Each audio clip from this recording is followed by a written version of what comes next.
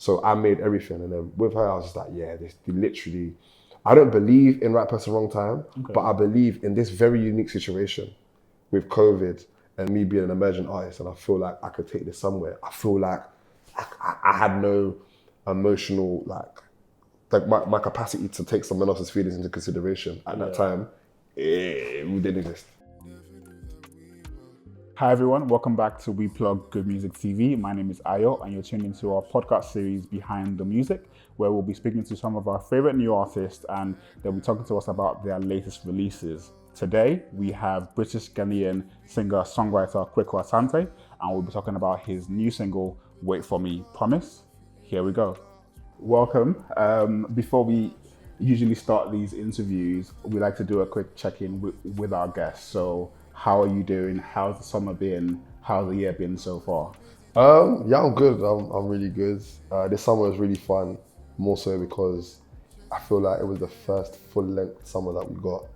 So yeah, just enjoying going out, kind of enjoying myself as much as possible before the campaign started. So like stuff like Somerset House, seeing Thames, chilling with my friends, birthdays, barbecues. But now it was good, and I had enough time to get what I needed out of my system to kind of like knuckle down and get with the campaign. But yeah, I'm good. Thank you for asking. Cool. So what's the rest of the year looking like for you? Rest of the year is just a campaign really. I'm rolling out my new EP, Wanderlust. But yeah, the rest of the year is just a lot of brand things, shows, single releases, pop-ups. Yeah. Just like being about, collaborating, studio sessions, shows. I've got some shows later, but that's pretty much it. Just kind of like, really being in campaign mode and just being present, trying to give the songs and the music and every piece of content that we put out the best chance to kind of reach to as many people as possible. But that's pretty much it. And just like really like staying busy and like just trying to, be in spaces I'm meant to be in. And working it. So but when you say being in spaces you are meant to be in, like what does that look like for you? Like say for example, like the Gram Gala, like going to like the Jerem Gala. One of my friends is playing at like Coco today. Like Amber Mark had a show, like just being around my peers who I'm friends with and just like supporting them and kind of like letting people know that I'm alive and I'm doing this. But yeah, that's pretty much it. And just like just creating. Yeah. Generally, just continue creating and like not lose the hunger for that just because I'm like putting out stuff. Definitely. Yeah. So we're here to talk about your new single, Wait For Me, Promise. But before we jump into that, for the people that are watching or listening that may be meeting you for the first time, could you give us a bit of a backstory of who Kwaku Asante is and how we got here? Kwaku Asante is Ghanaian, Northwest London, singer-songwriter, dabbling in soul, alternative, bit of pop, bit of R&B in there, in the electronic. And how it started was kind of just, I went to university. I went to University of Liverpool. I studied human geography. And I was heavily into sport. But as I got older, you kind of realize the sacrifices you have to make in order to get good at sport. And I was very good. Yeah. But it was rugby, but it hurt. It just started to hurt. And I was like, it's not really worth it. So then I kind of stopped sport. And then I just had a load of free time. And I was just like, my friends say, I think you should try it. Okay. So then I had loads of free time. And then I just bought like this dead USB mic from like Amazon for like £20, plugged it in. And I just started getting like beats off of like YouTube and SoundCloud and just singing over it. I kind of got to grips with Logic, kind of. And then I just kind of started to upload like singing over like Freddie Joaquin beats, Jay Dilla beats, and just putting it on SoundCloud. And then just people, other than my friends, started listening to it. And then it just kind of led me to opportunities. People reach out, you should come sing here. I'd go, I'd sing there. They'd like what I did. They'd invite me down again. Then you get introduced to like producers. Then you make your own music. And then just kind of like following the rabbit hole, ended up with, So actually, when I was in uni, things started to go really good really fast. So I kind of stopped Okay. because it was starting to take me away from my degree. Yeah. And obviously my mom's Ghanaian. So I was like this, she's like, Kwaku, I'm finishing. She was like, you're finishing this degree. So then I was like, okay, cool. Let me get a couple songs together, but let me just stop actively putting out stuff. So I didn't put anything out for like 2 years. But then I had 3 songs actually. I had The Way That You Move, Worth and Fantasy just there already, locked and loaded. Yeah. Then the day I finished my last exam, I put out The Way That You Move. And then like a week later, I had like Management. Nice. Funny story actually, when I was putting out The Way That You Move, I got all these press shots done. I got a new email, I was like, yeah, I'm legit. And I was like, if I put this song out and I don't get any bite or any opportunities, maybe music isn't for me. Okay. So then like 5 days, I'm like, I got nothing. And then I go on and then I'm going up for my graduation and I'm pretty down on graduation because no one shouted at me. But then I'm on the train back and I see the request tab. Then it was like, oh, hey, we've been trying to contact you. Oh, nice. I was like, wait, what? Then I looked at my email and I wasn't logged in. Oh. So I logged into my email. Yeah. There, I was like, okay, cool. Yeah. And then I got Management and all of that stuff. Nice. And then obviously, with CloudX, releasing, release one song, another song, then project, shows, tours, and then just kind of opportunities, you scale up. Yeah. And then I'm here releasing my, I'd say third, was it fourth? Say third EP. Third EP. Yeah, third EP, so, and that's where I'm now. Cool. We are gonna talk about CloudX a bit, but I want to kind of touch on that transition from sports into music, because you said that sports was hard, music is hard. So so how did you make that move, and do you ever think, well, maybe I should have stayed in sports? No, because you know what it is. But there are like a lot of crossover things that I can learn from both. Like with sport, because I went to like a boarding school and it was very regimented.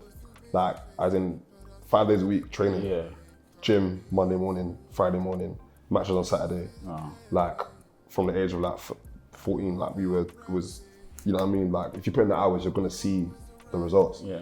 And it's the same thing as music. I feel like when it comes to developing like my songwriting, my singing, and just scope of what goes into making a good song, the more I do it and the more I consume, because like creativity like flows through you. Like there's evidence before, and you kind of just take in what you do, and then you regurgitate it in your own sense with your own like mark on it.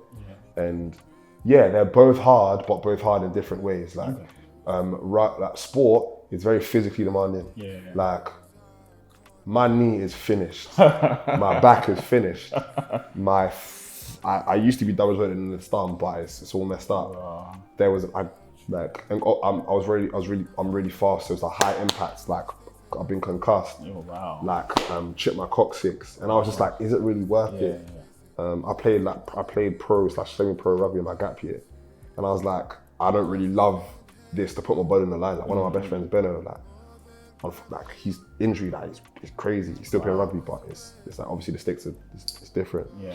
But music, it's hard as well because I feel like it's more of like a mental battle. I feel like it gets to a certain point where a lot of people you're good enough, you're talented enough, but it becomes more of like a mental battle. Yeah. Are you willing to keep on knocking on the door 100 times to be heard on the 101st time? Yeah. So I feel like that's just something I've kind of had to come to terms with. And it still is physically demanding. Yeah. Like singing is quite a lot, performing is a lot, like rehearsals, like voices, like being present, being on time, being punctual, finishing songs, sticking to the T, trying to do the math with like verses and choruses and making it all fit. It's still hard, but it flexes a different type of muscle. But they're both equally as challenging as each other. But would I go to sport? No. I still like, go gym and stuff to kind of like, cause that's been a part of my life and I like to be healthy and eat healthy. But when I go back to sport, if I get the bag, maybe. It's a 10 hag. Call me. Come on, bro. I'm there, I'm winning. Oh, of course. So you have been a part of CloudX now for quite a few years. You touched on how what perhaps you can dive in a bit more. How did that link up come about, and how have you guys grown together over the years? And like for people who don't know what CloudX is, what is CloudX? So CloudX, I'd like to say it's like a hub of entertainment that kind of gives a voice to those who have, the talent in order to be seen on a wider scale, but just because of the market in this country, they maybe aren't given like a voice.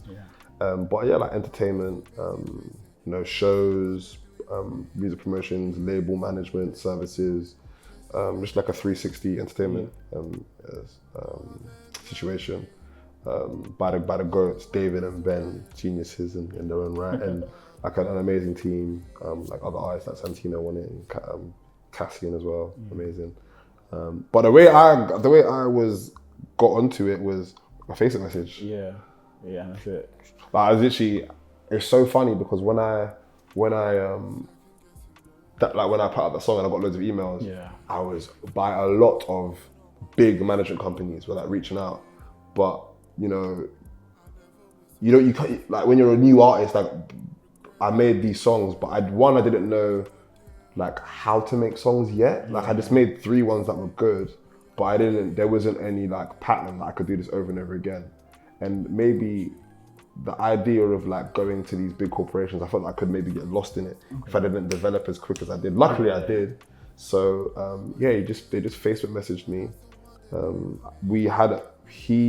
David Facebook messaged me, and he is best friends with my best friend's older brother, the rugby player that I just mentioned, Benno, Sharp Benno. And I just went over to him and I played him the 2 other songs, and he was like, "These are, who wrote them?" I was like, "Oh, I did." I was like, "Oh, okay." And then they just kind of like put me in a lot of sessions, and I just kept making songs, and then we just kept releasing them, and they kept on doing well. And then over the years, they've just helped me develop, build up, scale up, organize things, and challenge me as well. Like, oh, I want to do this type of EP. Okay, why? Why do you want to do it? What do you think is going to add to the thing? And most of the time they think it's a good idea, but they just want to hear me critically analyze what I'm doing, just because there has to be purpose behind what we're doing, because it's expensive at the end of the day. True. As much as like putting out an audio and a video, there should be other stuff. And they themselves, us as well, like CloudX is a contingent. The team's growing, people, employees, people. The festival doing amazing, collaborations with brands and things of that nature. It's all growing, and like it's even, I think they're doing something at Altinet soon as well. So it's just been, everybody's been growing just because through collaboration and innovation. I feel like we all have an eye for, like we all have good taste and an eye for what makes sense, and kind of giving a different take on, marketing and pitching and creative ideas. And that's really what it's been. And it's been great. And they're like my best friends. So nice. Working with my best friend. So let's jump into Wait For Me, Promise. It is a mouthful. Why not just Wait For Me, or just? It is a mouthful, but I was just like, why not? Like a lot of my songs are like 1 words. Okay. So I was just like, why not just do 3 words and then another one to put on as well. And it just looked good. It just looked good to me for some reason. I was just like, Wait For Me, Promise. Is like, and it's a weird name, and people are gonna be like, oh yeah, I know that song. Maybe it was just stick more, but I just thought, why not? Definitely. So I've read that the song is a vulnerable dedication to your experience of the saying "white person, wrong time." But in your own words, can you tell us what the song is all about? So like, I feel like right person, wrong time, more so my situation at the time. So when it comes to like men and saying, oh, I can only like fall in love or be with the right person when the time is right, or I've got my stuff patterned and I've got my stuff figured out, because I've got my money's up and I can spoil it and this and that. When this song came about, I think it was in second lockdown, like music already being a volatile nature, Yeah. a volatile industry, COVID flipped everything upside down. True. Like, when I wrote this though, I'd already made Ode and I'd already made Blue Solstice Volume 2. No, Blue Solstice Volume 1. But a lot of stuff was still up in the air. Yeah. I'd made no bread because I wasn't able to perform live because we weren't allowed outside. Yeah. I had a 15-day or 20-day tour cancelled earlier on in the year. Wow. My shows were cancelled. All of them were cancelled. Like, and this person I was talking to, I didn't think understood that, yo, there's not like, I'm not quitting this music thing at all. I'm not quitting it. But at this moment in time, I need to make my 2021 and 2022 COVID proof. Yeah. All the music that you're hearing right now, I made probably before like 2020 because I was like, I don't know if we're going to go into another lockdown. So I needed to make sure that I had to drown out all the noise and not talk to anyone or be with anyone because I need to make sure that if we do go into another pandemic, I'm patterned music-wise. Yeah. So I made everything, and then with her, I was just like, yeah, this literally. I don't believe in right person, wrong time, but I believe in this very unique situation with COVID and me being an emerging artist, and I feel like I could take this somewhere. I feel like I had no emotional my capacity to take someone else's feelings into consideration at that time. It didn't exist. Okay. But then the way the topic of the song is interesting, I kind of did it from a point of view that we'd spoken about this, but we'd accepted and come to the conclusion that, but when I'm patterned, I'll come back. Okay. But then any woman or any person, whoever you want, that is like worth waiting for, wouldn't wait because they know that they're serious. Yeah. And that person in this story, which the second half is kind of a thing that I came up with, didn't wait. And how would you feel if that person that you went through all of that to kind of bring back and say, oh, look, I'm here, look what I've accomplished. Yeah. And that person's moved on. I'll be finished. And that's what I try to portray. And like, it's a feeling that I couldn't fathom, but yeah.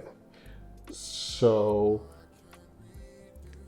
knowing what you know now, and going through putting this song together, would you still have made that choice then? 100%. Okay. Because as in COVID, I had no idea what was going on. Yeah. Even like 2020, we were because I started this 2020, so in the second lockdown, I had no idea what was going to go on. Because we were told lockdown, we were going to be in there for 3 weeks. Yeah. My brother, we were in lockdown for how many months? I had no clue what was going to happen. Yeah. And the way I see it is, you put in all this time and effort, and I could be wrong though. Like, I'm very open to being wrong, and like companionship is important. And but this COVID thing just rattled everyone. Like whole year uprooted, gone, nothing. Like I literally I meant to play it at Kew Gardens in front of 5,000-10,000 people. Yeah. Gone. And I didn't know what was gonna happen. All I knew is that I could make music and prepare myself and put myself in the best position possible. Okay. So that's what I did. Okay. Was it wrong? I don't know. It could have been. But Okay. the way you're looking at me, I'm thinking. No. You're looking at me like I'm wrong. No. So,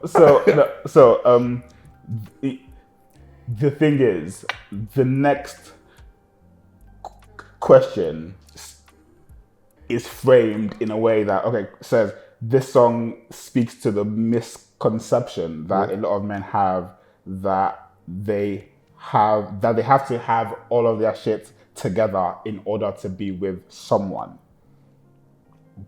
But it's been framed here as a misconception, but in your case, you don't think it is. No, but in that instance, I thought it was a misconception, but then the second part has kind of it stems from the conversations I have with friends about the situation. Yeah. So I spoke to them about this song, and then while I was writing the song, and then it's a shame that is the way that we think. And I do think, me personally, obviously I'm saying I don't think that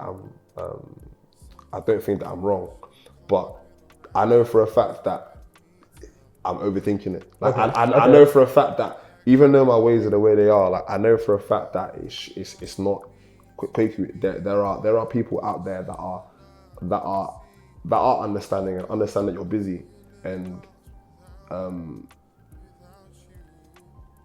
that will understand that you are on a journey and you're trying to make the most out of a bad situation. And all I'm saying is, if I could go back then, I wouldn't make this. I would make the same decision. But now, would I make that decision? Yeah. Absolutely not. No. Okay. Now, would I make that decision? Yeah. Absolutely not. Because there is a misconception. Like I feel like those days that were hard then, if I had someone there, it could have been a bit easier. Yeah. Than trying to process all these emotions by myself.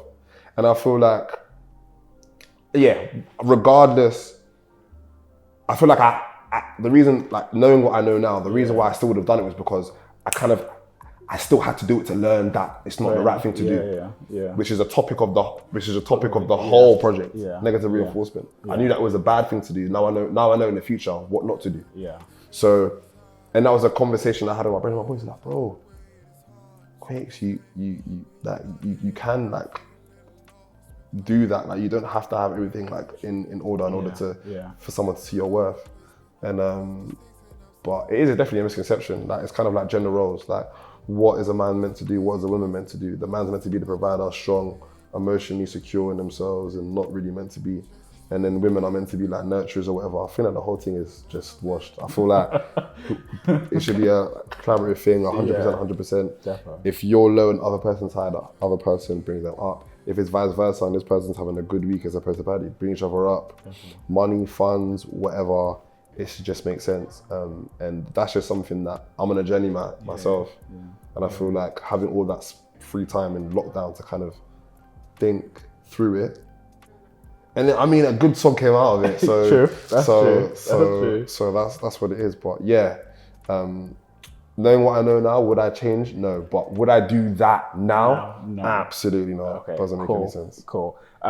You touched on a bit on your upcoming EP, but if you can take us going more big picture in terms of, you know, what is this Wanderlust EP all about?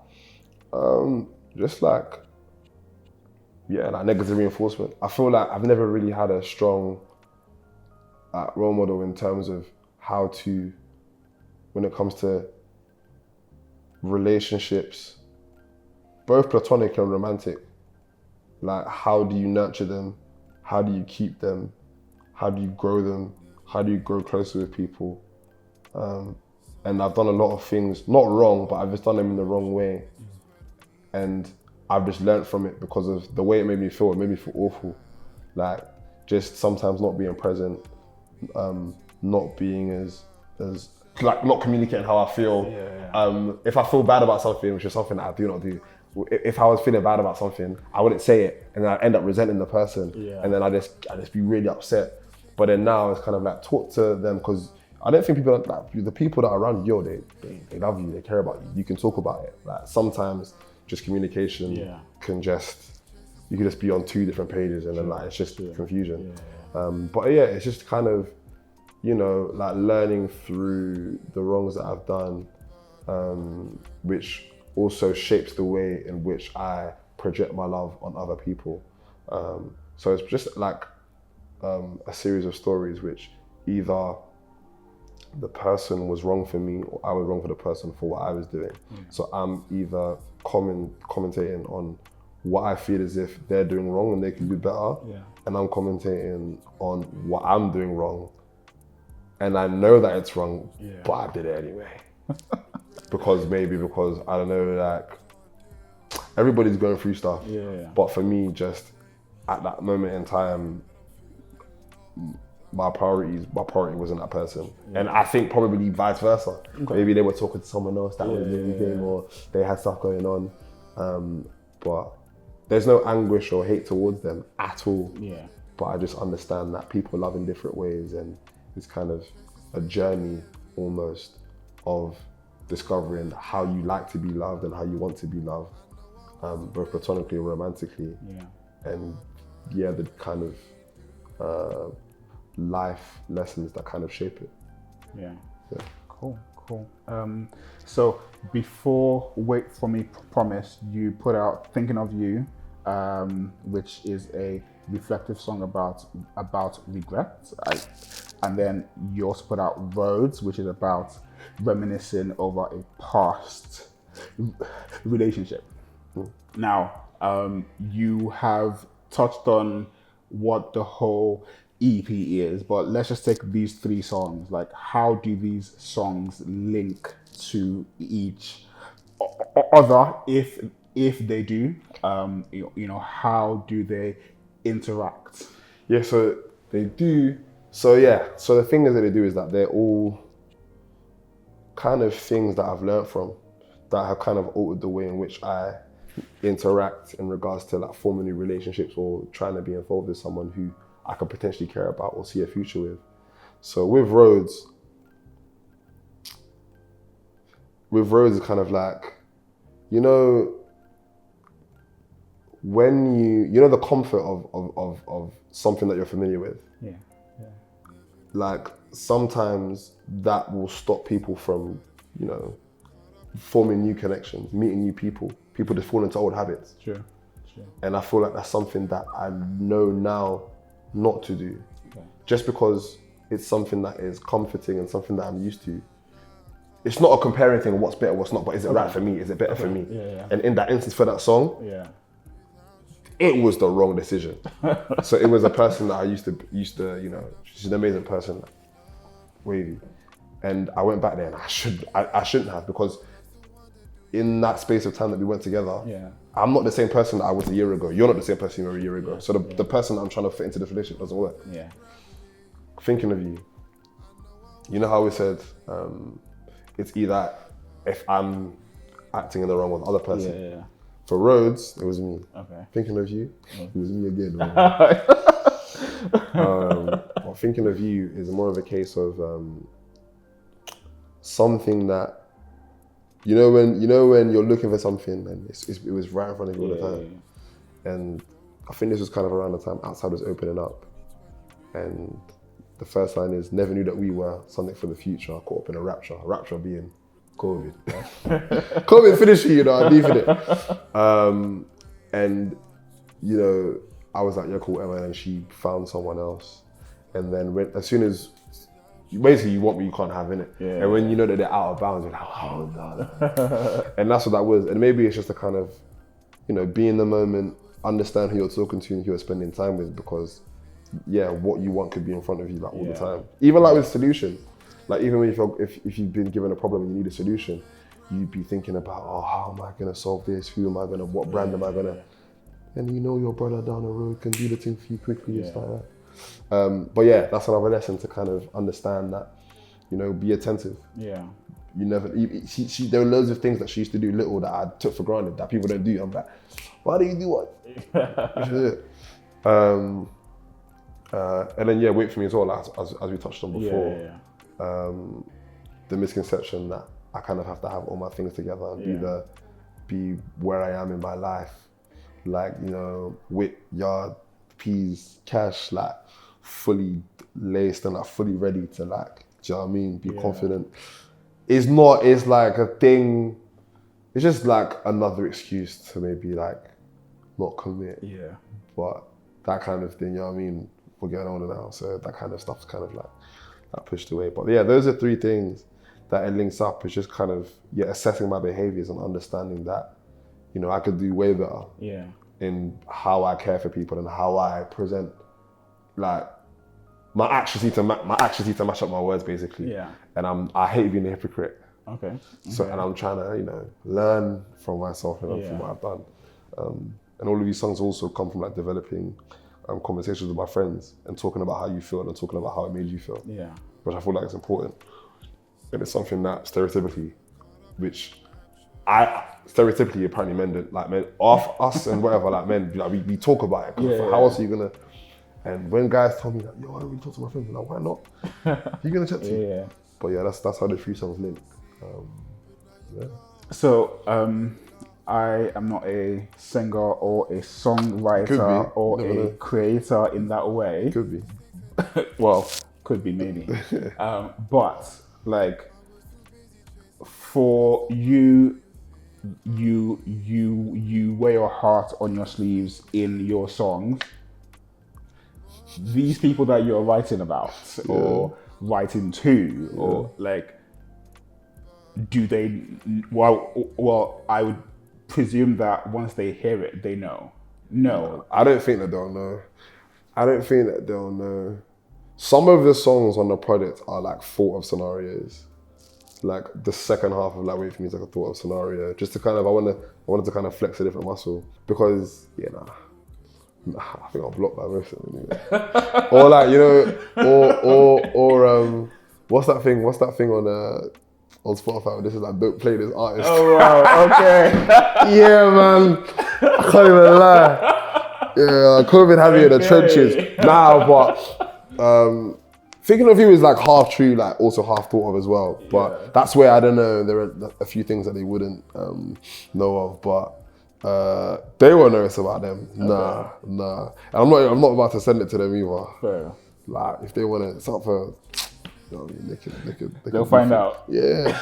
I should put their name with the credits, with the songwriting credits. Get a point on something. Okay.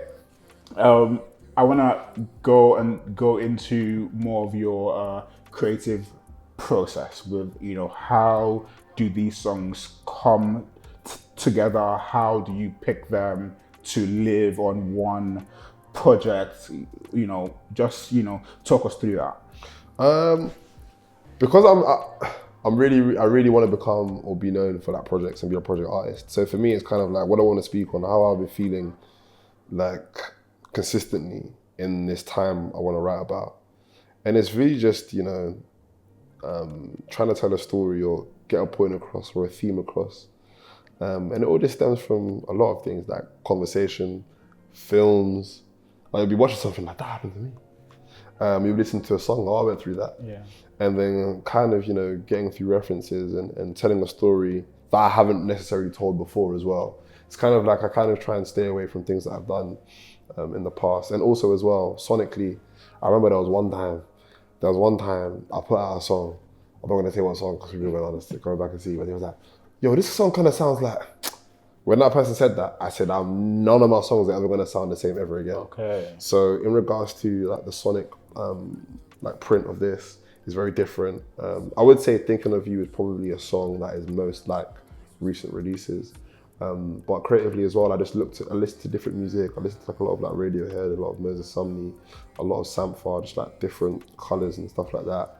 But yeah, and then kind of had a journal that I wrote down how I was feeling on certain topics, like topics about the comfort of revisiting an old flame or like wanting what you can't have. Yeah. Or I just need COVID to end so I can just get this bread and wait for me so I can So it was just certain things that I'd like written, and then I was like, oh cool, that's kind of something that I feel like a lot of people, not that this is going to be a good song because a lot of people are going through it. I just feel like the comfort in the one comforting thing about COVID is that I knew for a fact a lot of people go through what I was going through. Sure. You think only my tours were cancelled?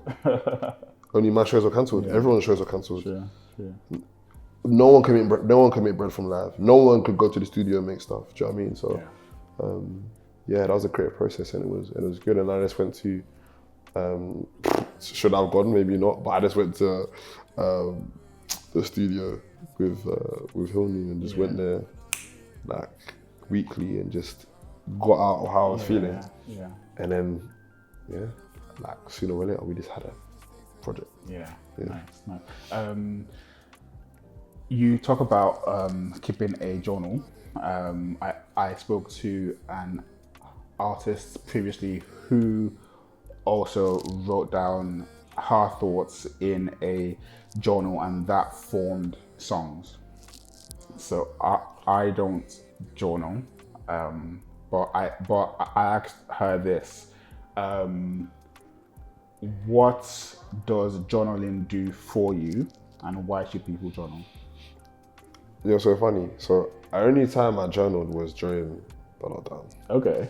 Because what I mean, when there's, like in life now, you're going home, going somewhere else, you gotta come here. There were things to do. Sure.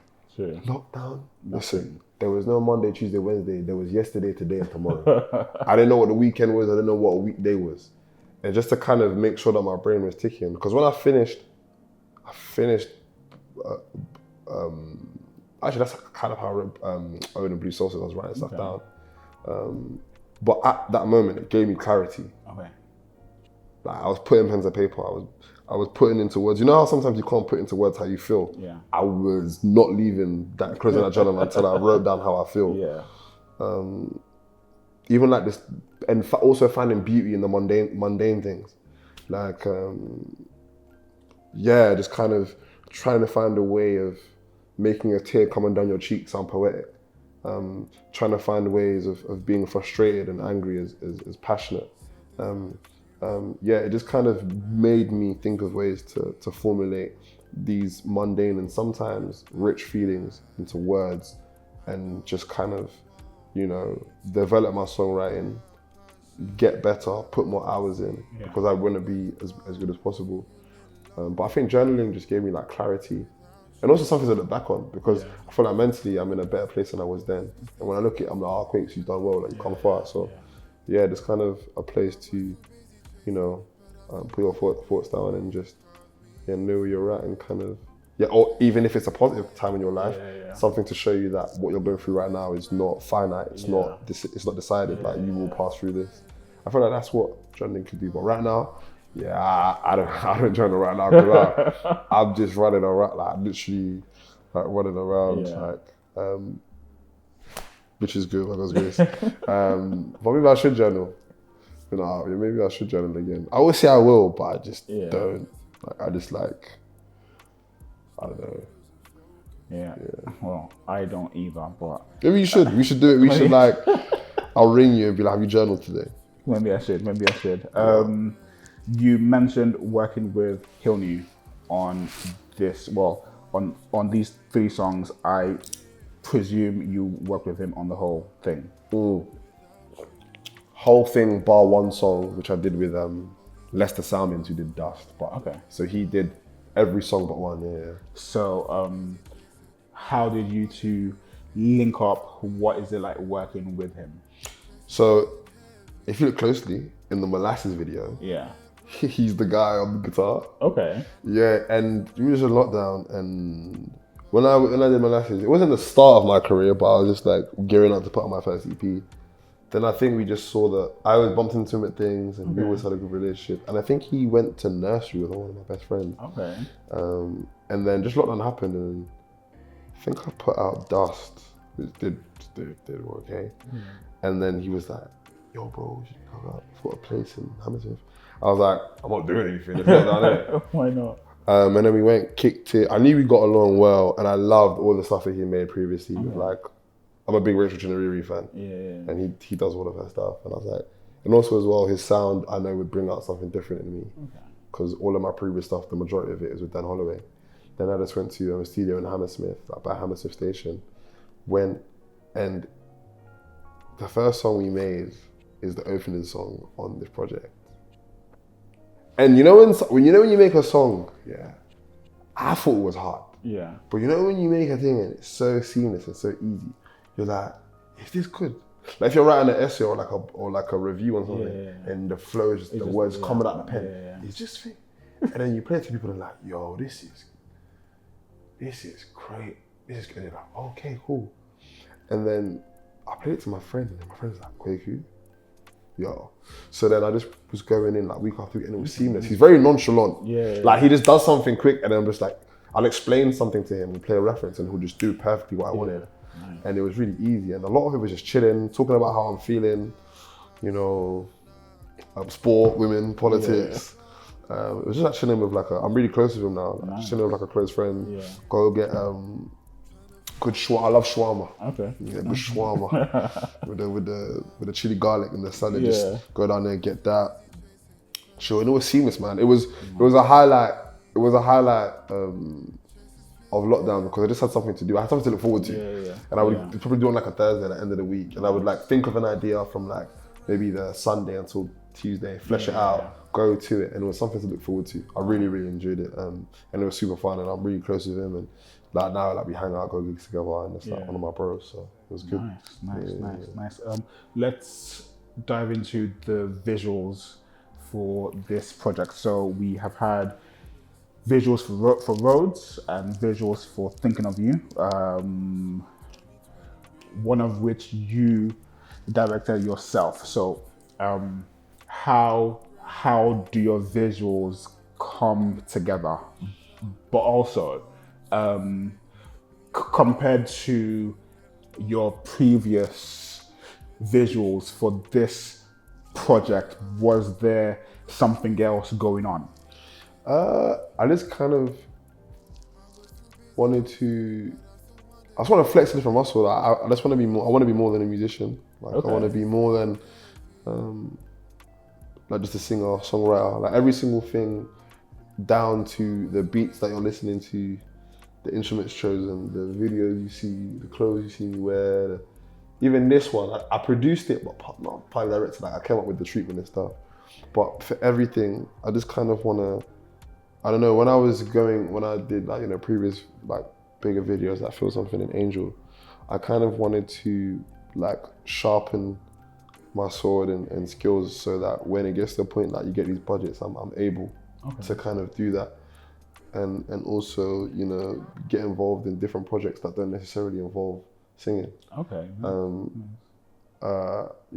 I love, like even everything, like the photos, the artwork, everything.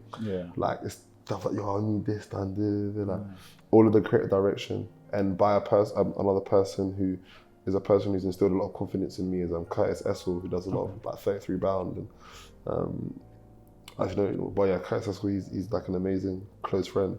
And just, that's the difference between that and this, and kind of formulating ideas that will enable the story to be told in a different way. Because I feel like my music, this stuff especially, you know, you may expect something cool and different. They're thinking of your video especially.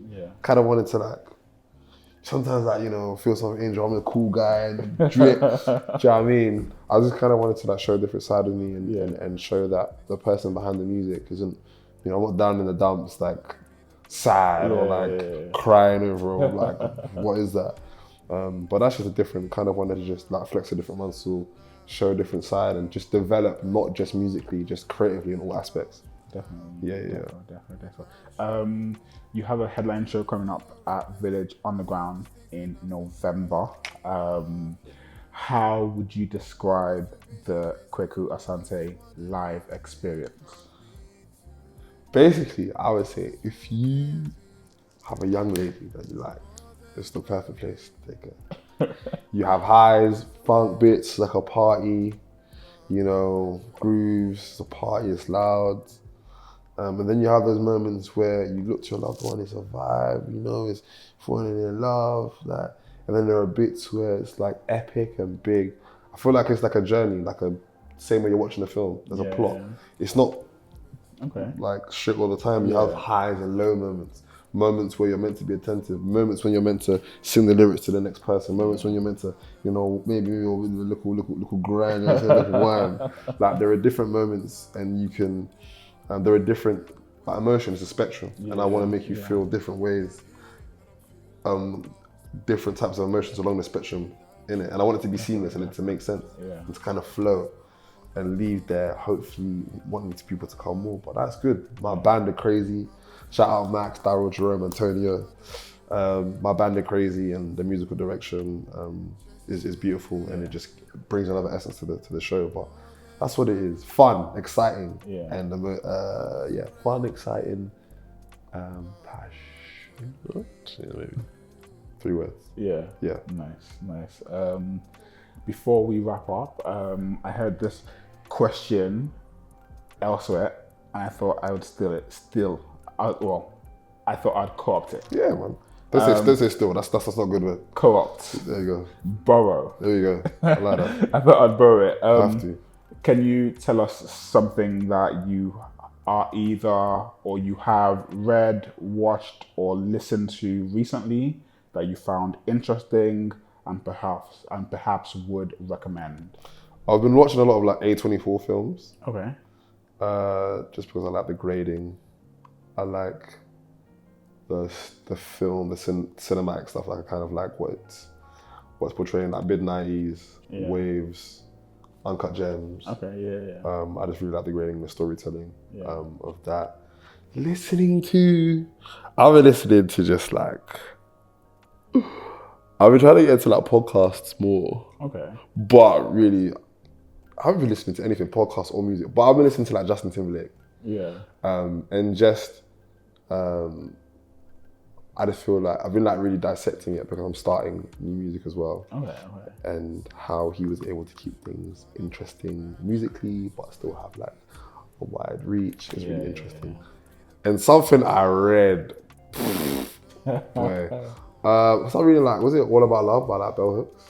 Okay, yeah. What's interesting is that where like anguish or like some form of hate exists, love cannot reside. So like if basically like love, I the whole like abusive relationships, I don't really understand that.